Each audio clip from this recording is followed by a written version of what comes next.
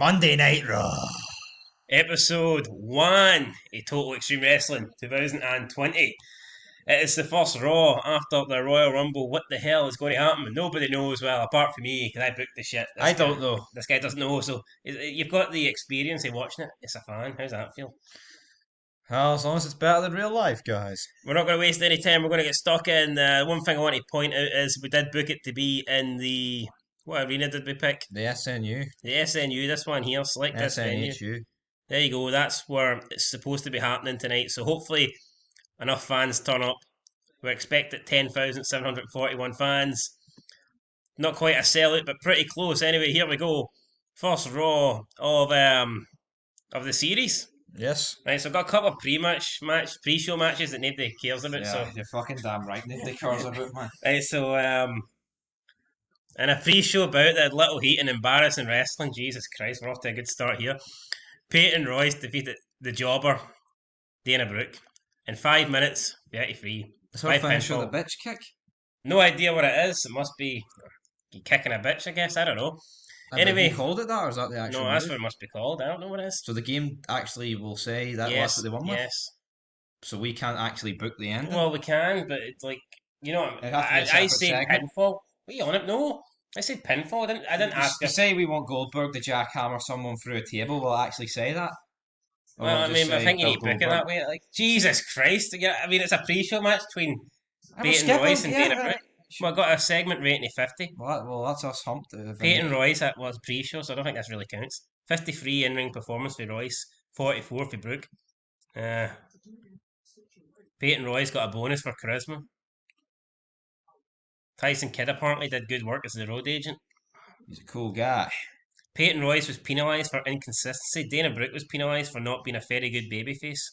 Announcing quality was penalised for very low experience. Right, guys, we put in Jerry Lawler and Booker T. And Coachman. So, I know we've totally changed up Raw, but fuck it. That trio's better than the trio that was there. Right, but what about the inexperienced? Those three are fucking great. Yeah, but together. King's worked with Booker T. He's worked with Coachman. Yeah, well, maybe, but the three and of two them. guys from the quote-unquote hood. Well, maybe the three of them together as a trio, maybe it's going to take a while for them to... Chucky Ducky. Whack. Next segment. I touch cute. And an abysmal pre-show match. 50. And an abysmal pre-show match, Cedric Alexander and Shelton Benjamin defeated Drew Gulak and Humberto Carrillo. I don't even know why is the tag champs on the pre-show? That's piss poor booking. Because the Hurt Locker on the pre-show. Right, one of the best things about Raw. Well, here, look, we moved up. We got a 51. We're heading in the right direction here. We may have moved up, but move on. Look at the in-ring performances were poor. Although Cedric Alexander delivered a 57. Oh, no. Drew Gulak and Humberto Carrillo don't work well as a team. Their timing is all over the place. Well, God damn it. Segment got a bonus because of the road agent of Mark Henry. Cedric Alexander penalised for not being a very good heel. Announcing quality again, shafted the match. Alright guys, here we go. Let's move on to the opening. Penalised for declining physical ability. Here Ain't no stopping me. Right, you take it away. Here we go. Alright, here we go. A wee bit similar to what happened on Raw, but there's a reason for that, so here That's we go. Awful. Damn. Raw starts with highlights package of the Royal Rumble. McIntyre defended his championship against Bill, and Edge eliminated Orton to win the Rumble. 67. Highlights package could be the best fucking rating of the night. I refuse to believe that's only 16 better than what we just seen. Alright, okay. An angle featuring Drew McIntyre. The champion makes his way to the ring. Drew says last night he went to battle with a legend. This is literally the same thing. He's old enough to be my daddy. However, the war isn't over because it would be his honour to go against another legend in Edge at WrestleMania. Drew McIntyre improvised well throughout the segment. 71 rating, big fucking Drew. At least he isn't fucking greeting here and the guy's telling Edge to kiss his ass. The guy's carrying it like fucking that, like a 71 bloody rating. Next. Drew McIntyre got a bonus for a legendary gimmick. What's his gimmick? I don't know. Anyway, next. Legendary? You having a fucking giraffe? Edge comes to the ring, tells McIntyre he shouldn't be viewing him as a legend. He should be seeing him as the guy who can take away his title in only 3 seconds with a spear. Edge tells Drew that he isn't here for a quick payday, nor will he gas a couple minutes into a match. Oh, Bill! Edge says he's here to win back the title he never lost. So Edge there firing shots at fucking Bill Goldberg. I'll tell you what, guys, if I hear Sheamus' theme song here, I'm going to be debating what's going on. So Edge says he won't gas into a match, although he's not that far off Goldberg's age, like, but Edge can actually go 20 minutes, unlike Goldberg, who struggles to go 2. This segment rating, 70. So one off the opening segment with Drew McIntyre. The segment deserved better announcing. The angle got the crowd hot. So the crowd are buzzing for Edge RT Dub. Road to WrestleMania. So, I mean, the announcing seems to be a sticky point here. Anyway, next. So, the angle into the pre-show, nah, we're alright. Yeah, we don't want to create anything. Ho, ho, ho. 77. Well, Orton interrupts Edge and tells them that it isn't over between them. Orton says if Edge is the man he claims to be, then he will face him one last time tonight. One-on-one, brother. No other 28 guys interfering in their business. No stupid over-the-top rope stipulation. Orton says tonight will prove who is the better man, and that the better man should go on to WrestleMania. He wants Edge's title opportunity on the line. McIntyre tells Orton no way, he doesn't deserve a title shot. Edge interrupts Drew and accepts Orton's challenge, and that's got a segment rating of 77. Right, this is alright. We're on the How do you think we're getting an A when the show can only go get a bit worse from here? Worse? The show gets better from here? We can't. Well, anyway, Unless, Edge's road to WrestleMania storyline has advanced with this segment and gained heat. The performance of Randy Orton was good. Edge improvised well throughout the segment. Drew McIntyre did not do well without a script to follow. I knew it. I knew I should have scripted Drew, but I thought I don't want to upset him by letting the other two have free reign and scripting him. But he's legendary. His gimmick's legendary. This angle got the crowd hotter. Oh well. Well, I'm cold. Anything happening here? No. No. Orton got a bonus for being amazing heel. Edge got a bonus for decent improvisation. Alright, here we go. 77 rating. Do you think that rating will be top tonight? No. Right, I don't know what's on it. Oh, fuck it, I'll be surprised. Up next, 49. Carlito's first match back on Raw. And wait, hold on. Carlito and Elias going 9 minutes 48? No wonder got 49. Wait, how can this be worse than the pre-show? I don't know. I thought Carlito would have done the business for me. I put him over. The guy who eliminated him. I put him over, exactly. I put him over. I let him get revenge on Elias. How do you remember that? Fuck me. You got a good memory. You actually paid attention to the Rumble, unlike me. Anyway, I thought Carlito would do the business tonight on Raw. So hold on here, you just booked him against him for the sake of it? You didn't know that? No, I didn't know that, but I had to check it. I'm surprised you knew that. God damn it. Anyway, Carlito had an in-ring performance of 57, Elias 60. Jonathan Coachman and Booker T have pretty good chemistry when calling matches. So the two black guys are, so it's King that's... It's that cracker, that old cracker that's letting the team down. Jason Jones... Why is he a road agent? Because he can't wrestle, so I don't give a fuck. But why is this guy being an agent for a Carlito match? I don't know, I selected him for it. Well, fucking next segment, that's awful. The match was poorly placed, the crowd were already hot and didn't need working. Damn it. I told them to work the crowd and get them excited. Apparently the crowd were already excited after the opening segment. Now that's me fucked up. So I should have put in a shit match there. That makes no sense. What? That makes no sense. Well, sometimes you don't like burn them out, you know what I mean? Dirt sheet. Carlito got a bonus for charisma. Carlito got a bonus for star quality. Elias got a bunch of bonuses. And that was pretty much it. It's basically, I don't think Jason Jordan's going to be doing much more in wrestling. No. Next segment. Backstage, Edge tells McIntyre he doesn't speak for him. Edge says he's an opportunist, and if he has the opportunity to kick Orton's ass while on his way to win back his world title, he'll take it. And that's got a 72 rating. Oh yeah. Edge's road to WrestleMania storyline still advances. Edge was superb with it, working with a script. He had the crowd in the palm of his hand the entire time. That's what we want to see. Oh yeah. And Drew McIntyre improvised well throughout the segment. 72 rating. Right, here we go. Next. Oh God. And about a decent reaction from the crowd, but subpar wrestling. Subpar wrestling with Nia Jax. Who would have thought it? Jax and Baszler defeated Asuka and Charlotte Flair in 8 minutes 30 when Shayna Baszler submitted Charlotte Flair with a Kimura after a distraction from Ric Flair.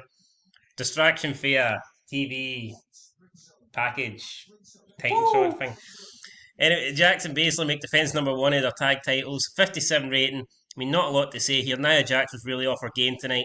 I guess she didn't get her fucking daily dose of 50 chicken nuggets before the match, but she's let us down. So, up next. Angle featuring Flair and Evans. Charlotte calls out Lacey Evans to finish this in the ring once and for all. Mean Gene. Lacey Evans appears on the Titantron walking down a hallway. Lacey tells Charlotte she'd love to come down to the ring, but unfortunately she isn't at the arena and made other plans. Lacey Evans stops in front of a door with the number 69, tells her someone is inside, wants a word. It's the Nature Boy. See, you might go a wee bit slower, man. People, you know what I mean? You have to tell the story here, and you're basically spitting out words as if there's no tomorrow. Oh, that's the way I read. Well, slow it down a wee bit. Once. Lacey Evans and Ric Flair have excellent chemistry. Oh, thank fuck for that. Well, it'd be awkward if they didn't. Ric Flair helped Evans during this segment. Right, okay. Here we go. Next. He was behind the door. How'd he help her? Right, here we go. Next. The door opens with Ric Flair. He's lying on the bed of a hotel suite, wearing a dressing gown. Says Charlotte. No, you have to quote him here. You have to talk Ric Flair. This is Ric Flair. I can't do Ric Flair. You do Ric Flair. I can't do him. It's like, Charlotte! No, come on. Like, woo! Charlotte! Yep. Lacey is going to have to pass up your offer because tonight in the middle of this bed. No, fuck me! I can't do it. Well, you did then! It's Mr. fucking Ric Flair. No, but I mean, people are supposed to be hearing and you're fucking muffling your words. It's like, Charlotte, Lacey is going to have to pass up your offer because tonight, in the middle of this bed, she is going one-on-one with the 60-minute man. And if she has any gas left in the tank, then the Nature Boy will take it to overtime. Woo! Lacey tells Charlotte she's now going to claim her woman's right and closes the door, leaving Charlotte visibly upset in the ring. So Ric Flair isn't going 60 minutes on Raw tonight, but he's going 60 minutes in the hotel. I should have got an 80 or something. Maybe overtime if it's tied, I guess. So Ric Flair says he's prepared to take it to overtime. Certainly some form of Iron Man match, I guess. Ric Flair looked good, especially in his dressing gown. How the fuck did he look good? The guy doesn't look good this side of the millennium. Well, I expected this segment to do better than a 63 rating. I'm disappointed. I mean, fucking Ric Flair. But like I said, you can do what you want with the story, but at the end of the day, it's a basic. Well, is the story good? Yes, but it's a basic. Would you not? It's a basic segment with just would that not one great guy and two piss people. Would that not steal the show on Raw? Yeah, but if Ric Flair said that on Raw, Dave Meltzer's probably rating this. I mean, a 63 is not bad considering who's in it. I mean, 63 is no bad. I'll take it. Right. Well, thankfully, Ric Flair kept his robe on, but we'll see what happens next week. Here we go next. And about that had great heat and decent wrestling, Braun Strowman defeated AJ Styles by countout 7 minutes 17. AJ Styles and Braun Strowman both had a 71 rating, but apparently they don't click together in the ring. An awkward bout. And it seems for an awkward bout. 63 rating.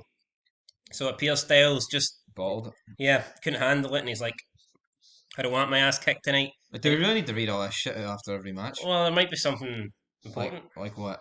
They'll just get bonuses for stuff. I mean, this is every fucking match, and it is literally Dave Meltzer's fucking.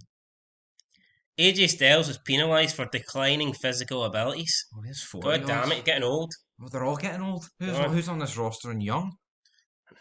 Everyone's shit. Yeah, that's true. Next segment. Strowman tells AJ that he, his overgrown puppet, and anyone else who wants it, is going to get these hands. So, I don't know, Strowman firing out a warning there. Yeah. Bottled it in the Rumble, but he's asking him. He was pretty pish in the Rumble. Maybe he wants to make up for that with a 72 rating. I mean, it's a decent rating.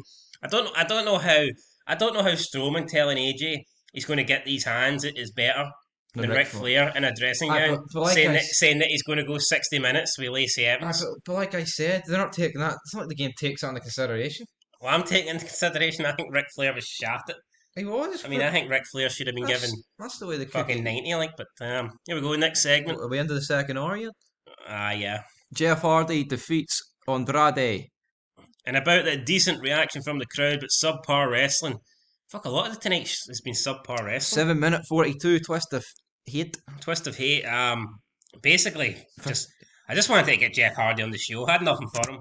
If you want to book an angle where he's on drugs later, exactly. Next week you can do. But like you can do Jeff turns up overdose or something. You just book it like real life. I don't book it like real life. I had nothing. Everything on this show has been real life. Oh, fuck off. More or less. Ric Flair in a dressing gown. Well, he was on the show saying he's going to go 60 minutes with Lacey Evans. May as well have been on. Piss off. All right then. There he is. Thought it was going to be Rick. Jeff Hardy had the ring performance of 64, Andrade 61. Well, decline in physical ability. Jeff Hardy got a bonus for being an amazing babyface. See, Jeff Hardy, man, I think he needs to be pushed main event level. No, he's not going to get that with you. Well, yes. Next week, Jeff Hardy brings back Immortal or something. I don't know. Hardy and Hogan. Flair. The Hogan boys. Anyway, 59 segment rating up next. Bill Goldberg is shown arriving backstage, much to the surprise of the announcers. Ducky, ducky, quack, quack. Bill's backstage. Bill Goldberg has debuted as Man on a Mission gimmick. It's got an initial rating of poor. Is he going to win the King of the Ring? Segment rating is 65. I guess Bill Goldberg, no one expected to see him tonight. Normally he turns up for one match a year, then you don't see him. But why has he turned up tonight? I don't know. What's his fucking paycheck? Recap gimmick changes. This rating is likely to rise over time as the fans get used to the new gimmick. That's a pretty pish gimmick, isn't it? Like, I think you're the one who fucking gave him it. Oh, I didn't. Yeah, well. I wanted to give him the other one. Here we go, up next, 65. Goldberg arrives at the arena. Yes, we've already seen it. Yeah, no, we have it. No, we don't need to fucking recap it. Intercontinental Championship. Oh, Matt Riddle on Raw. What? In a bout that had a decent reaction from the crowd, but with an absolute jobber wearing flip-flops in it, Bobby Lashley defeated Riddle 16 minutes? Fuck me. With a Dragon Sleeper, Bobby Lashley makes defense number 5. Is WWE United. Why did I think it was Intercontinental? Fucking 5 too many. WWE United States title. Right, hold on, dickhead. The guy's owed a title shot. For what? He earned a title shot last week. Oh, because I have to give him it. Because he buried all 4 members of the Hurt Lock. I have to give him it. For the Hurt Business. I have to give him it. No, you don't. No, we're carrying over from the Royal Rumble. It would make no sense for me to have fucking. But you've shown no signs to end any of that shit. I have. That's his match, and it's over. I will fucking. No, I mean release him from his contract. Matt Riddle had his chance, and that's it gone. That's alright. Lashley beat him clean. And it gets a 55 rating. MVP did good work at ringside. The match was poorly placed. The red hot crowd is not going to get excited by a match designed to gently lift him. 55 rating. Jesus Christ, I'm worried about this Raw rating. I'm not going to lie here. I think it's going to be high. I am pretty worried. Up next, got Alexa Bliss in her playground. She's in her playground. This has made Jerry Lawler fatigued. Jerry Lawler has paid attention all of a sudden. She says last night she tried to be nice, but the other girls in the Rumble didn't play fair to get what they want. That was fucking awful, that in the Rumble. So tonight, she is not going to play fair to get what she wants. She turns round to talk to the person on the swing beside her, but no one is there. She tells him she's sorry she didn't win last night, but that doesn't mean they still can't go to WrestleMania. She turns back to the camera, looking all Dominican and shit, and says, "Let us in." So, me and Daniel Benoit, let us in. Jerry Lawler wants into the playground. Yep. But there's a ban. Unfortunately, no Jerry's allowed. Will Jerry be on the swing, sitting next to Alexa Bliss next week, or maybe it'll be Chris Benoit swinging on the swing? Who knows? Check what'll happen on the playground next week. We don't know. But if Jerry Lawler's in there, then someone could be getting arrested. Nonsense up. Alexa Bliss did a masterful job of improvising with interactions with the crowd. Happy days. But there is no crowd. The angle got the crowd a 74 rating. Jesus Christ. Playgrounds all day long. Is it the highest? No, I think Orton. Orton's coming out got a 77. What's the dirt sheet saying? Jerry Lawler had a heart attack at ringside for the second time in Raw history. Nope. So Jerry Lawler's his ticker's still going for now. Up next, in a poor match. Yeah, no fucking Retribution. Mustafa Ali, Slapjack and Mace defeated Ricochet and the Nudie in 10:43 when Mustafa Ali pinned Ricochet with a reverse. But Retribution won? During the match, we also had Reckoning distract Ricochet. Right, see Ricochet, he fucking spat the dummy here. He said he refused to lose to Mustafa Ali and he wasn't happy about it. Really? Yeah. Who the fuck does he think he is? I booked it anyway because I got no. I just need it to fill. I need it to fill up time. Goldberg better be coming out after this match and jackhammer and 6 of them on their necks. It's hard to book a 3-hour show without using these fucking jobbers. So I mean, someone had to lose, and I thought Retribution are already pathetic. If they lose to the guys with unicorns on their head and some bum that's never won anything, they're going to be even worse. So I thought we'll put them over for 1 week and see what happens the following week. Next. Kofi Kingston benefited from having a groundswell of public support. 49 rate. Oh, Jesus Christ. He doesn't have my support. These rates are bad. Yep. Up next. Here's Bill. Goldberg. Right, shut up, brother. Music hits and he makes his way down to the ring looking dejected. Big Bill. He's still fucking gas. Holy fuck! 44 rating? Big Bill says last night Drew McIntyre proved him wrong by defeating him to retain the WWE Championship. Goldberg says he tried his best but couldn't get the job done. Goldberg asks who's next, to which he answers his own question with no one before walking up the ramp. So no one is next for Bill Goldberg. There's no fucking segments next for you. Is this what Bill Goldberg's alluding to? Is Goldberg saying that finally, after being past his prime for 35 years, he's throwing in the towel? Is this what Goldberg's saying here on Monday Night Raw? 44 rating. I never want to see Bill again on this show, but unfortunately, he's fucking killing. The lack of anything interesting in this segment was a problem. The angle cooled the crowd a little. That's normally a problem. But he got a bonus though for being an amazing babyface. Michael Hayes did good road agent work. Bill Goldberg was penalised for a poor gimmick. Right, fucking Jesus next segment. Christ, next segment. It oh can't my be any god, worse than that. this isn't good.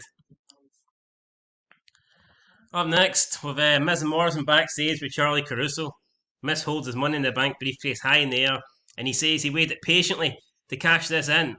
Last night should have been the perfect opportunity, but that relic Goldberg couldn't even last longer than 3 minutes against McIntyre and drag him into deep waters. So, the Miz looked good, and I got a 64. Thoughts on that? It's not bad. Up next with R-Truth, and what I wanted him to say is no there. So what did he say? Is that little Jimmy's fucking speech, man? Fuck no, it was actually good. What did he say? Why was that good? You can't remember. Fuck me. Little Jimmy has more of a chance than old Burger or what? Alright, so for some reason it's no there, but R-Truth says that Miz can't really talk about lasting long because last night he only lasted a minute.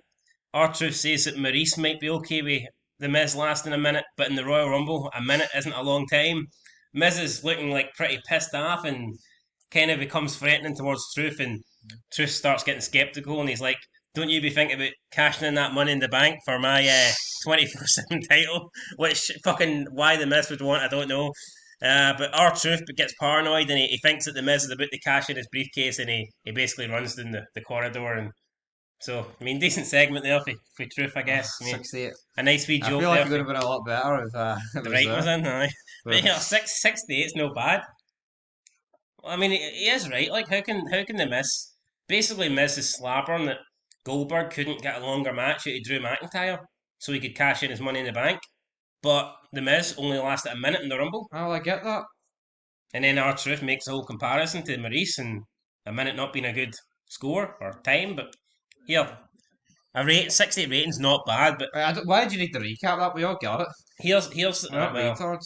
Maybe the people watching. Here's the problem, right? A 68 rating I wouldn't consider bad, but we need this show to start going in. You know what I mean? Like we need about 590s. Alright. Anyway, R-Truth did alright, so good for him. Nope.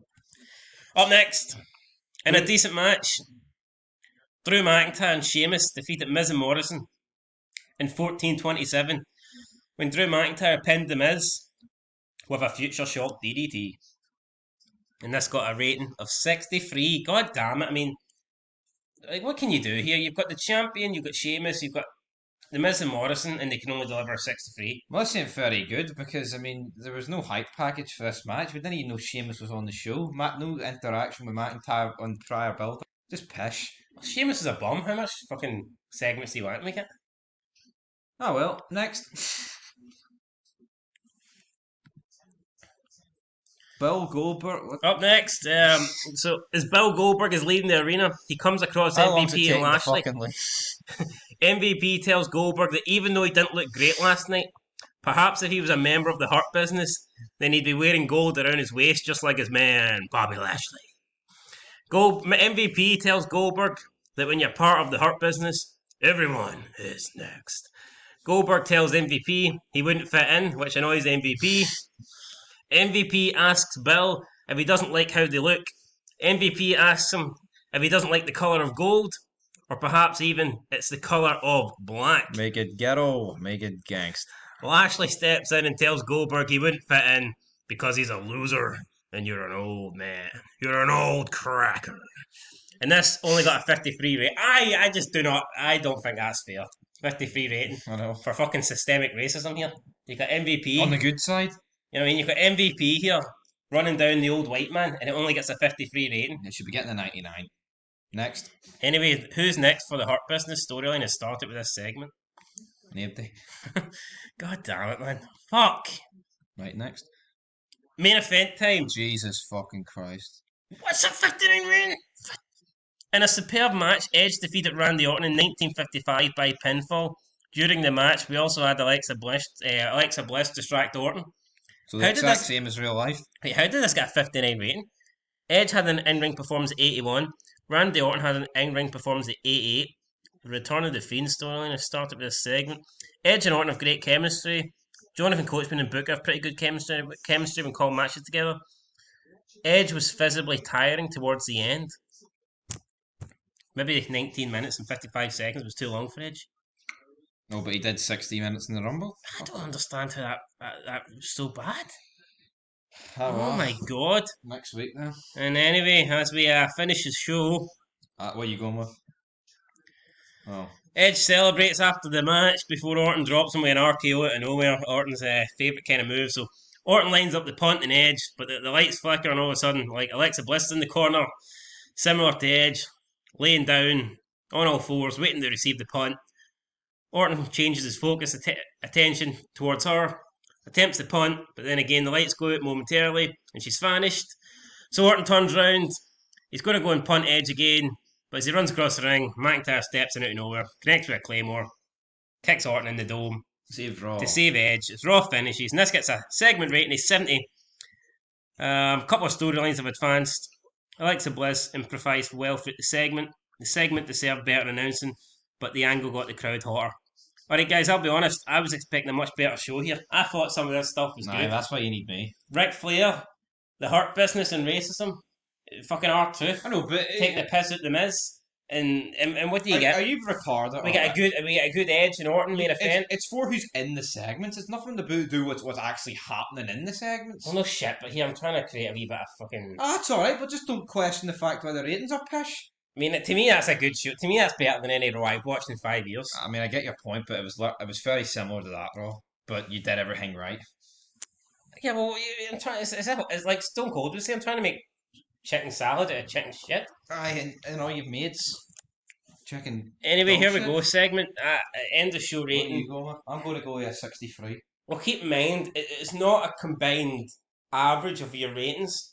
All the ratings do come into effect, but the main event, the highest rated match, and the opener, I think, play a bigger part.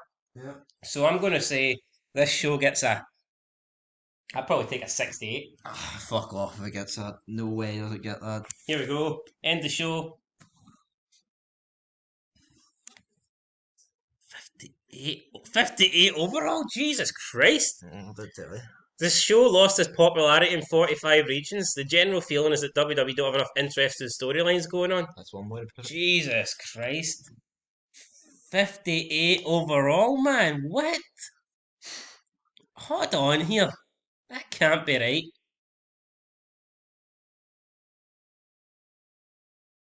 How? What, are you shocked? I'm not. Oh, come on. It was fucking pish. Actually? Let me book it. Fucking Goldberg Oh. fucking killed the fucking Reigns. He fucking did. Fucking the Hurt Business should have battered him there on the spot. I'm actually disgusted with that. WWE Raw. Anyway, here we go. Show rating of 58.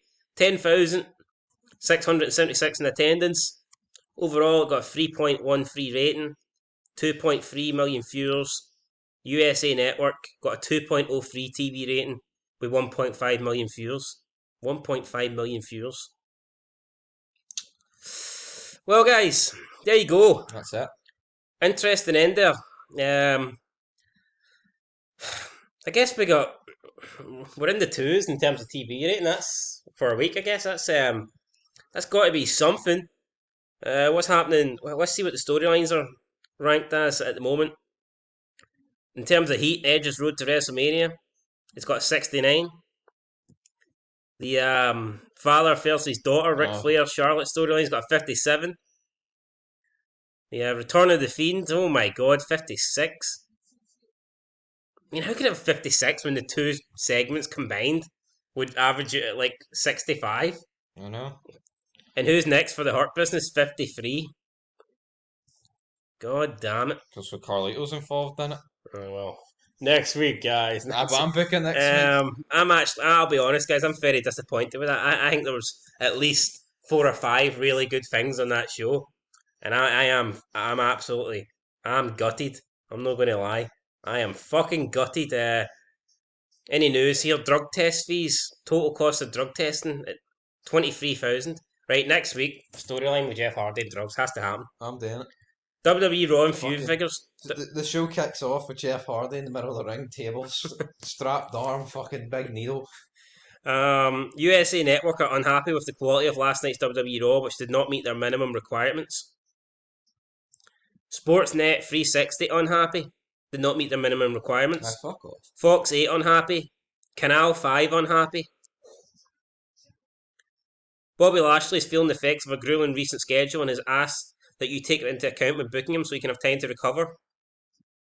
Andrade is feeling the effects, and Braun Strowman is feeling the. I mean, he's just back for injury. Right, guys, there you go. That is the end of Raw. Then I thought it was a good show. I'm not going to lie. I thought it was alright. I'm actually a wee bit surprised that. Use the word good. It's a bit. Well, hold on. With this roster, what do you want? Seriously? Let me book it. I'll fucking show you. You're gonna show us nothing. Fucking Goldberg showing up one of his fucking. Anyway, guys. Beats and he's going to mow down fucking Retribution in the new time. That's 7 jobbers dealt with.